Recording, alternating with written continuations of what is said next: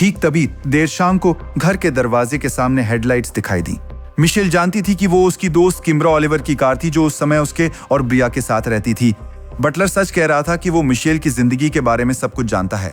अपने सीवी पर मनीटू ने उसे कॉल किया और चेतावनी दी कि किम्बरा आ रही है। इसीलिए उसने हगिंस को पहले से मुख्य दरवाजे पर तैनात कर दिया था। जब किम्बरा दरवाजे से गुजरी तो उस विशालकाय आदमी ने तुरंत उसे गिरा दिया और डक्ट टेप से बांध दिया। इसके बाद कई घंटों तक चोर आराम से घर में घूमते रहे। मिशेल का खाना खाया और उसके घर को तहस नहस कर दिया। फिर बटलर ने मिशेल से तैयार हो जाने को कहा, लेकिन उसका हाव भाव और भाषा उन्हें अनकंफर्टेबल बना रहे थे। उनकी जबान बहुत ज्यादा गंदी थी। वो हर बात पर बस गालियां दे देकर बात कर रहे थे। उसने कहा, नहा लो, और मेरी बेटी मुझे छोड़ना नहीं चाहती थी। दबाव में नहाने के लिए मजबूर होकर मिशेल और ब्रिया ने वैसा ही किया जैसा उन्हें कहा गया था। मैं अपनी बच्ची को देख रही थी और उसका चेहरा पूछ रही थी। उसने दरवाजे पर बंदूक से टैप किया और कहा, जाने का वक्त हो गया। वो बाहर निकले तो हगिंस एक बड़े डफल बैग के साथ बाथरूम में आया।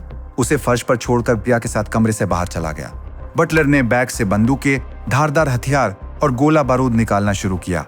फिर उसने निकाली इलेक्ट्रिकल टेप और रंगीन तारों से ढकी एक लाल वस्तु। गलती की कोई गुंजाइश नहीं थी। उस वस्तु के ठीक बीच में डायनामाइट की 2 छड़ें साफ नजर आ रही थी। उनके लीडर ने कहा, हम इन्हें तुम्हारे शरीर पर लगाने वाले हैं, तुम्हारी बेटी के शरीर पर भी लगाएंगे। और हमें एक डेटोनेटर दिखाया और कहा, अगर तुमने हमारे बताए मुताबिक सब कुछ नहीं किया तो उड़ा दी जाओगी।